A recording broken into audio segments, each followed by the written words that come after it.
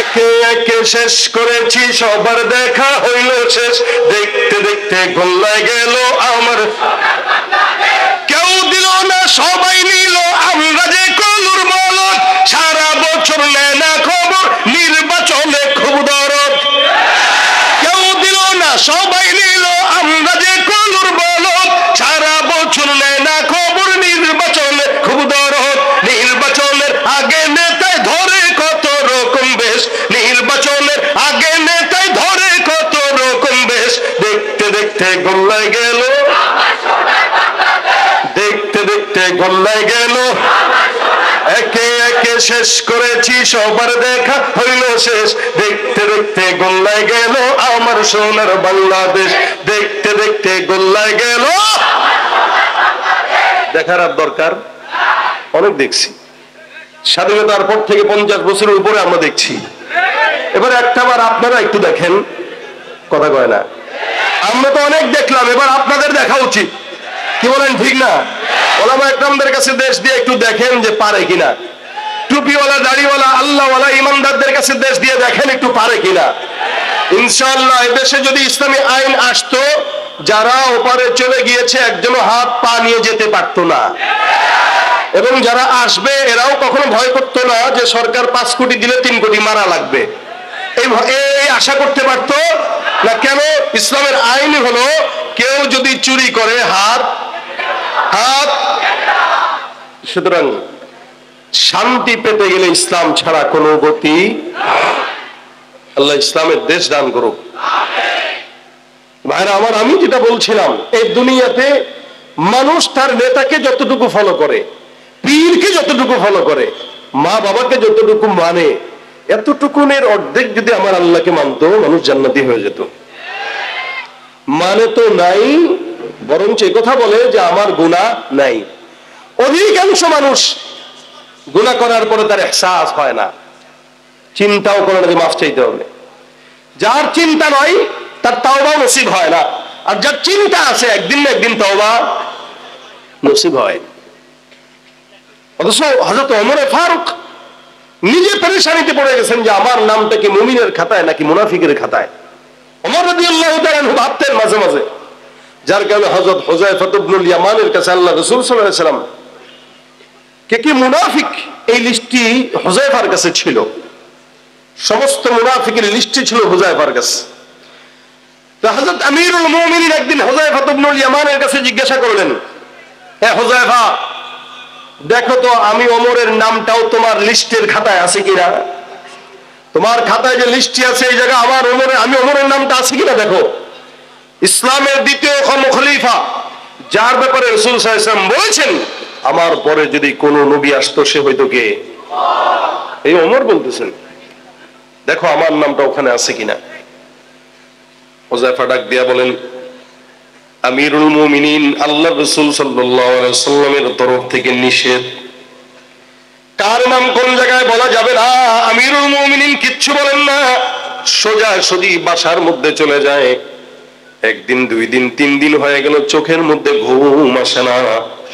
আমিরুল মুমিনিন টেনশন করে আর বারবার চিন্তা করে, ওমরের নামটা যদি মুনাফিকের খাতায় থাকে জাহান্নাম ছাড়া কোনো উপায় নাই। গভীর রাতের মধ্যে হযরত আমিরুল মুমিনিন হুযায়ফার বাসার দরজায় যা ডাক দিয়া বলে, হুযায়ফা, আমি ওমর তোমার কাছে একটা প্রশ্নের জবাব জানার জন্য আসলাম, বলো দেখি প্রশ্নের জবাবটা আমার কাছে দিবা। আমিরুল মুমিনিনকে দেখে হুযায়ফা ডাক দিয়া বলেন, হ্যাঁ আমিরুল মুমিনিন, আপনার মতো একজন সাহাবী আমার দরজায় চলে আসলেন, দরকারও ছিল না। আপনি একবারের জন্য খবর যদি দিতেন আমি আপনার দরবারে চলে যেতাম, কিন্তু গভীর রাতে আসলেন। বলেন তো দেখি আপনার আমার কাছে কোন প্রশ্ন আছে, আমি আপনাকে জবাব দিব। আমিরুল মুমিনিন ডাক দিয়া বলে, হুযায়ফা বলো, আমি ওমর যদি জমিন থেকে বিদায় হই, তুমি আমার লাশের জানাজার নামাজটা পড়বা কিনা? আমিরুল মুমিনিনের মতো একজন এত শানওয়ালা সাহাবী বলতেছেন, হুযায়ফা আমার ইন্তেকালের পরে আমার লাশের জানাজার নামাজটা তুমি পড়বা কিনা, কথা দাও। হুযায়ফা ডাক দিয়া বলতেছেন, কি বলতেছেন আপনি, যার ব্যাপারে আমার পয়গম্বর এত ফজিলত বর্ণনা করলেন, আপনার মতো একজন সাহাবীর লাশের জানাজা আমি হুযায়ফা পড়বো না, এটা হতে পারে না।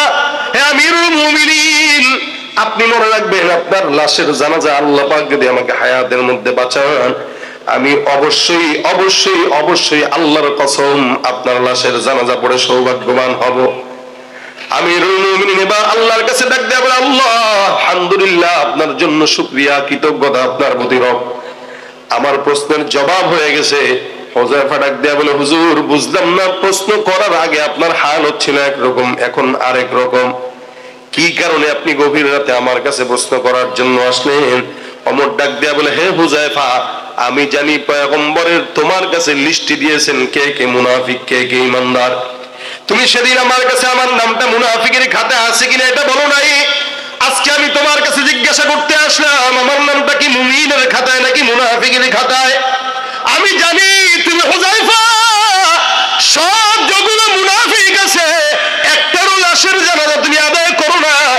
আমি জানি তুমি মুনাফিকের নামাজ পড়ো না, জানাজার নামাজ আদায় করো না। আমি ওমরের লাশের জানাজার নামাজ যেহেতু তুমি পড়বা, আমার কাছে স্পষ্ট হয়ে গেল, তার মানে আমি ওমরের নামটা মুনাফিকের খাতায় নাই, মুমিনের খাতায়। আমিরুল মুমিনিনের মতো লোক পেরেশানি করে আমি মুমিন নাকি মুনাফিক টেনশন।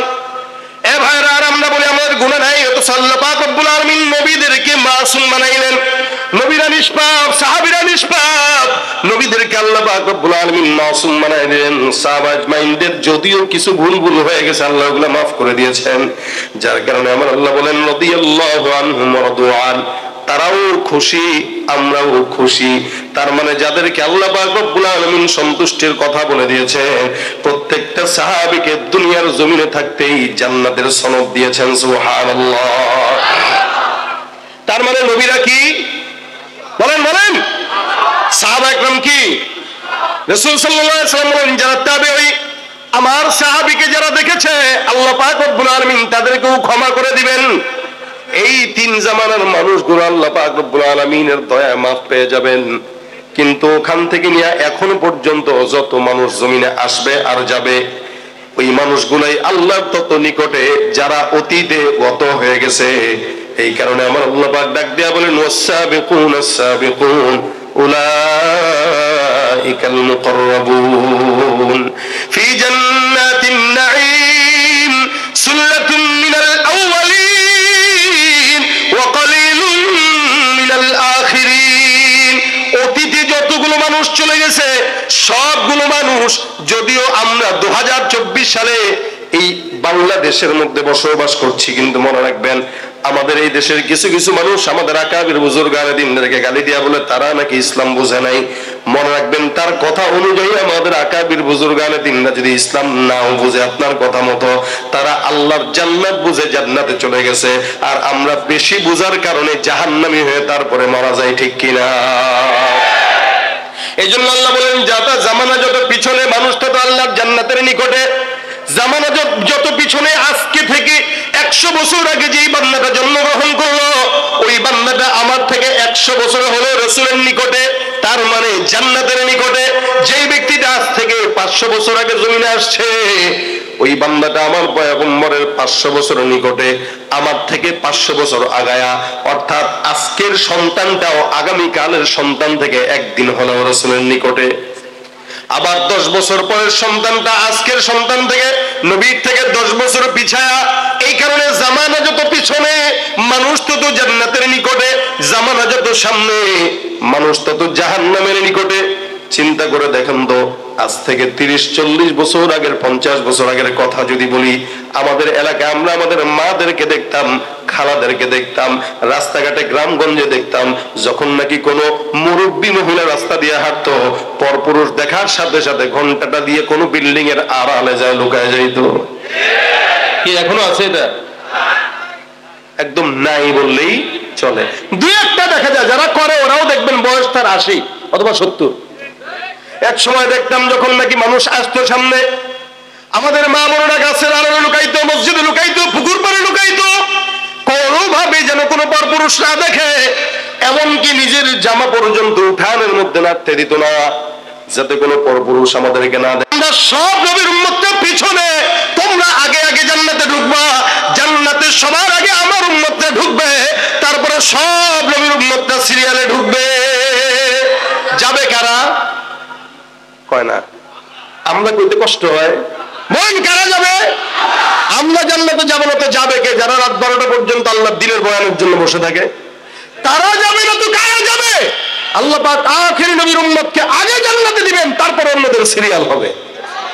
এটা আমাদের সম্মান, এটা আমাদের মর্যাদা। ভাইরা আমার, এখানে আল্লাহ পাক রব্বুল আলামিন বলেন ফাকুলতু আস্তাগফিরু রাব্বাকুম ইন্নাহু কানা গাফফারা। তওবা করো, ইস্তিগফার করো, নিশ্চয় আল্লাহ ক্ষমাশীল। হাসান আল বসরি রাহমাতুল্লাহি আলাইহি বিখ্যাত একজন বুজুর্গ ছিলেন। কষ্ট হইতেছে আপনাদের? আমার টাইম শেষের দিকে। হাসান আল বসরি রাহমাতুল্লাহি আলাইহি বিখ্যাত একজন বুজুর্গ ছিলেন। খুব শুনেন। একদিন খানকার মধ্যে বসা একটা লোক ঢুকলো, ঢুকে ডাক দেয়া বলে, হুজুর এমন কোন গুনাহ নাই যেই গুনাহটা আমি আমার জিন্দেগিতে করি নাই, একটা আমল শিখা দেন যে আমলের কারণে আল্লাহ পাক রব্বুল আলামিন আমাকে মাফ করে দিবেন। হাসান বসরি বলেন, যাও যাও বেশি বেশি ইস্তেগফার করো। কি তার মানে? আস্তাগফিরুল্লাহ বলেন একবার, আস্তাগফিরুল্লাহ। নবী বলেন, কেউ যদি অন্তর থেকে আস্তাগফিরুল্লাহ একবার বলে, আল্লাহ তার সমুদ্রের ফেনা পরিমাণ গুনাহ মাফ করে দেন। এটা হলো ইস্তেগফারের ফজিলত। আবার বলেন আস্তাগফিরুল্লাহ। হাসান বসরি বলে, এই ইস্তেগফার করো, যাও। দ্বিতীয় আরেকজন লোক ঢুকলো, ঢুকতে বলে, হুজুর আমাদের এলাকার মধ্যে বৃষ্টি নাই, এমন একটা আমল শিখা দেন যে আমলের কারণে আল্লাহ পাক বৃষ্টি দিয়ে দিবেন। হাসান আল বসরি রাহমাতুল্লাহ আলাইহি বলেন, যাও যাও বেশি বেশি ইস্তেগফার করো। 3 নম্বর আরেকজন এসে ডাক দেয়, হুজুর আমার সম্পদ নাই, বাজারের দোকানপাটে বেচা কিনা নাই, এমন একটা আমল শিখা দেন যে আমলের কারণে আল্লাহ পাক আসমান থেকে আমার জন্য রিজিকের ফয়সালা করে দিবেন। হাসান বসরি বলেন, যাও যাও। কি পড়ো? আরেকজন ডাক দেয়, হুজুর আমার সন্তান নাই, বিয়ে করলাম 10-15 বছর হয়ে গেছে, এখনো সন্তান হয় না, এমন কোন আমল শিখা দেন যে আমলের কারণে আল্লাহ পাক রব্বুল আলামিন জান আমাকে সন্তান দান করবে। হাসান বসরি ডাক দেয়া কয়, যাও যাও। কি পড়ো? আমাদের দেশের কিছু বেআকল আছে, এগুলো সন্তান না হইলে, টাকা না পেলে সোজা খাজার দরবারে দৌড় দেয়। বাবার কাছে, আব্বা গো আব্বা, এই যে বোর্ডারে নিয়ে আসছি, বাবা একটু ফুটু দিয়ে দেন। বাবা কয় ঠিক আছে, ফুটুটা 1 মাস আমাদের এই খানকায় ইতিকাফে বসায় দাও। কি বলেন? ঘরের বউরে যদি খাজার দরবারে ইতিকাফে 1 মাস বসান, আর যদি ওই 1 মাস পরে সন্তান হয়, বুঝবেন ওটা আপনার না, আপনার বাপের সন্তান। কথা বুঝছেন তো? সুতরাং সন্তান চাবো কার কাছে?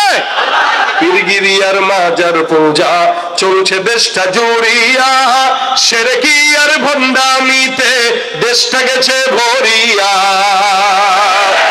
গাজার কলকিটান মারিয়া, গাজার কলকিটান মারিয়া, দেখায় খাজার শান। ওরা কি? ওরা শিক্ষিত শয়তান, ওরা শিক্ষিত শয়তান, ওরা শিক্ষিত শয়তান। যেখানে যাই ভেজালেতে ভরে গেছে দেশটায়, ব্যবসায়ীরা ওরা তারাতি কালো টাকায় হাত রাঙায়। দাম আলুর দাম কত? ঢাকায় 85-90, ঢাকায় নতুনটা 100 নি। আজকে আমি আসার সময় বলতেছিলাম, যাক নতুন আলু বেরোছে, মনে হয় পুরানোর দাম শেষ, আলুর দাম মনে হয় কমবে। আপনি কি শুনেলেন আমার এটা? আর ভাই আসলেই তো সেদিন গত সপ্তাহে উত্তরবঙ্গ মাহফিল ছিল, আমি ওনাদেরকে যে মাহফিলে জিজ্ঞেস করলাম, ভাই আপনাদের এখানে আলু কত করে বেচেন? হুজুর 15 টাকা। কত? আমি সুবহানাল্লাহ কইবেন না নাউজুবিল্লাহ? আলুর কেজি পোলা পান্ত, আলুর কেজি তারা বেচে 15 টাকা, আর আমাদের সিন্ডিকেট ব্যবসায়ীরা বেচে 80, 85, 90 টাকা। কষ্ট করে কৃষক, মুখে হাসি ফুটে ধান্দা বাজে। সেদিন আমি আমার ড্রাইভারদের মুরগির ডিম আনতে পারিছি, দেশি মুরগির ডিম, এটা আপনারা খাইতে পারেন, আমরা তো ঢাকায় স্বপ্নেও দেখি না। এরপরে পাঠাইছি যে আমরা দেশি মুরগির ডিম একটু নিয়ে আসো। দেশি মুরগির ডিম খাসটা পাইছি, এখনো ডিমের মধ্যে মুরগির ময়লা লেগে আছে, কিন্তু দাম হলো একদম 130 টাকা হালি। 130 টাকা হালি। আমি বললাম, তাহলে একটা কাজ করো, ডিমের ঘ্রাণটা শিখে এসে পড়ো। কজন না থাক, নিয়ে আসি। আমাকে তাহলে আনো। আনছে 130 টাকা হালি। আচ্ছা, মুরগি কি কোনোদিন টাকা নিছে? কি পারে? ফ্রি পারে। কি পারে? মুরগি যদি কথা বলতে পারতো, সত্যি কথা বলতে, ভাই আমি কক কক কক কক করে ফ্রি দেই, দান্দাবাজি করস তোরা। কথা ঠিক কিনা? এই সমস্ত ধান্দাবাজিদেরকে ধরা দরকার, কথা কয় না? এই সমস্ত ধান্দাবাজিদেরকে কি দরকার? আমরা মনে করছিলাম ওদেরকে বিদায় করার পরে মনে হয় দেশ ধান্দাবাজি মুক্ত হয়েছে, কিন্তু না, মুক্ত হয় নাই, এখনো আছে না নাই? সুতরাং যেখানে চোর দেখবেন সেখানে পিটান দেওয়া শুরু করবেন, কথা ঠিক কিনা? যখন বাংলাদেশ, নতুন বাংলাদেশে কোন চোর বদমাশ দুর্নীতিবাজের ঠাঁই হবে, ঠাঁই হবে। যেখানে যাই ভেজালেতে ভরে গেছে দেশটায়, ব্যবসায়ীরাও রাতারাতি কালো টাকায় হাত রাঙায়। ভেজাল থেকে বাঁচতে হলে, ভেজাল থেকে বাঁচতে হলে খোলা রাখো কান, ওরা শিক্ষিত শয়তান, ওরা শিক্ষিত শয়তান, ওরা শিক্ষিত শয়তান, ওরা ঠিক কিনা? কষ্ট পাইতেছেন কেউ? কেউ কবেন হুজুর আপনারা খালি আইসা আইসা আগের কালের লোকদেরকে গালি দেন, মানে আগে যারা ক্ষমতা ছিল, আমি আগের ক্ষমতাওয়ালাদের কাউরে গালি দিই, আমি দুটারই গালি দিচ্ছি, ঠিক না? আমি যা বলতেছি এগুলো এমন ভাবে বলতেছি যেগুলো আপনি গায়ে নিতে পারবেন না যদি আপনি অন্যায় না করেন। অন্যায় করলে গায়ে নিবেন, কিন্তু যারা আগে ছিল এদের রাগ করার কোনো সুযোগই নাই, কারণ তাদের ক্ষমতাই নাই। আর যারা সামনে আসার সম্ভাবনা আছে তারাও রাগ করার সুযোগ নেই, কারণ তারা আসেই নাই, ঠিক কিনা? সুতরাং আমাদের কথা দুর্নীতির বিরুদ্ধে, ঠিক কিনা? যেরকম আমাদের কথা কাদের বিরুদ্ধে? আমাদের কথা দুর্নীতির বিরুদ্ধে, চোরের বিরুদ্ধে, সন্ত্রাসের বিরুদ্ধে, হকের পক্ষে, কথা ঠিক কিনা বলেন? হক আছে যেখানে, কোরআন আছে যেখানে, ইসলাম আছে যেখানে, নতুন বাংলাদেশ আল্লাহ আমাদেরকে সুন্দর বাংলাদেশ দান করুক, জোরে বলেন আমিন। আমরা সুন্দর দেশ চাই, সুতরাং সিন্ডিকেট টিন্ডিকেট ভেঙে দেওয়া দরকার। যাই হোক, সম্পদ দরকার, চাবো কার কাছে? বলেন বলেন। দোকানে বসে আছেন, সম্পদ নাই, বেচা কিনে নাই, চাবেন কার কাছে? এই যে মুশকিল হলো এইটা, আল্লাহর কাছে চাইলেই আল্লাহ দেয়, কিন্তু যেগুলো না চায় ধান্দাবাজি করে কামায়, এগুলোর সম্পদ বেশি দিন টিকে না। দেখেন এই যে গত বছর যারা ক্ষমতায় ছিল, এদের একজনেরও টাকা পয়সা সততার টাকা পয়সা না, কথা ঠিক না? জনগণের টাকা চুরি করেই তো করছে, এই জন্য ক্ষমতা যাওয়ার সাথে সাথে ঘরবাড়ি পুড়ে দিচ্ছে। সম্পদ যেভাবে আসবে ওভাবেই যাবে। আর আপনি যদি আল্লাহর কাছ থেকে চেয়ে নিতেন, তাহলে আপনার সম্পদ 14 পুরুষ খেয়ে যেতে পারত। আল্লাহ পাক তো আমল শিখাই দিচ্ছেন, বান্দা টাকা লাগবে ইস্তেগফার কর। এবার হাসান মুসরির কাছে আরেকজন এসে ডাক দেয়, হুজুর আমার ক্ষেতের মধ্যে ফসলে বরকত হয় না। কয় যাও কি বড়? আরেকজন এসে কয় হুজুর আমাদের নদীর পানি শুকিয়ে গেছে। কয় যাও তুমি ইস্তেগফার করো। মানে যারাই আসে আমল কয়টা? যেমন গ্রাম দেশের কিছু ডাক্তার আছে, কোনো অসুস্থতা হওয়া মানে নাপা এক্সট্রা, আসেনি?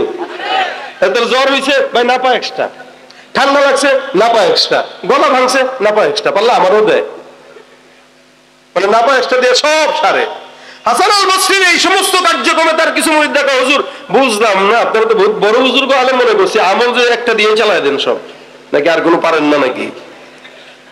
হাসান বসরি কয় যে আমলটা আমি বললাম, এই আমলটা আমার দেওয়া নয়, এটা স্বয়ং আল্লাহ পাক রব্বুল আলামিন কালামের মধ্যে উম্মতকে, গোটা জাতির বান্দাকে দিয়েছেন। সুবহানাল্লাহ। আমার আল্লাহ ডাক দিয়ে বলেন, ফাকুলতু ইস্তাগফিরু রাব্বাকুম ইন্নাহু কানা গফফারা। কেউ যদি ইস্তিগফার করে যত গুনাহ থাক, আমি আল্লাহ বান্দার সব গুনাহগুলোকে maaf করে দিব। 2 নাম্বার, ইউরসিলিস সামাআ আলাইকুম মিদরারা। কেউ যদি আল্লাহর দরবারে যায়, যদি বৃষ্টি না হয়, আমার আল্লাহ বলেন আল্লাহর কাছে ইস্তিগফারের আমলের মাধ্যমে আমার আল্লাহ আসমান থেকে বৃষ্টির ফয়সালা করে দিবেন। সুবহানাল্লাহ। 3 নাম্বার, ইনদিরকুম বিআমওয়ালি ওয়া বানিন। বান্দা যদি আল্লাহর কাছে চায়, আল্লাহর কাছে ইস্তিগফার করে, যদি সন্তান না হয়, সম্পদ না হয়, আমার আল্লাহ ডাক দিয়া বলেন ইস্তিগফারের মাধ্যমে সম্পদ আর সন্তান দুটোটাই আল্লাহ পাক বান্দাকে দান করবেন। ক্ষেতের মধ্যে ফসল লাগাইছেন, বরকত হয় না, যদি কেউ ইস্তিগফার করে, আমার আল্লাহ পাক বান্দার ফসলের মধ্যে বরকত দান করে দিবেন। ওয়াজআল লাকুম জান্নাত ওয়াজআল লাকুম আনহারা। যদি নদী নালা শুকায় যায়, আমার আল্লাহ পাক বান্দাকে ডাক দিয়া বলেন বান্দা ইস্তিগফার করো। অর্থাৎ যত বিপদ মুসিবত, আমল কয়টা জোরে বলেন? কি? নবী ডাক দিয়া বলেন মাল্লাজিমাল ইস্তিগফার জাআলাল্লাহু লাহু মিন কুল্লি হাম্মিন ফারজা। ومن كل ضيق مخرجا ورزقه من حيث لا يحتسب। কেউ যদি জবানে ইস্তিগফার লাজিম করে নেয়, যত বিপদ আসুক, মুসিবত পেরেশানি সব কিছু দূর করে দিবেন আমার আল্লাহ। এজন্য 3 দিন ব্যাপী মাহফিল লাগাতার শুনলেন। যদি আপনাদেরকে আলাদা আলাদা জিজ্ঞাসা করা হয়, ভাই গতকাল কি কি আলোচনা হয়েছে, হুজুর মাঠটা অনেক গরম ছিল কিন্তু আলোচনা কি হয়েছে ভুলে গেছি, ঠিক না? এটাই তো হয়।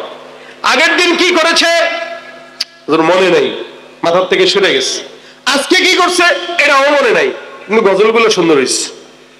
কেউ এই জন্য কি নিয়ে গেলাম এটা আমাদের খেয়ালে রাখা দরকার। এতক্ষণ বসলাম, এই 3 দিনের মাহফিলের খোলাসা এটা। গত 3 দিন যদি কোনো ভুল হয়ে থাকে, আল্লাহ পাক সব ভুল যেন আমাদের ক্ষমা করে দেন।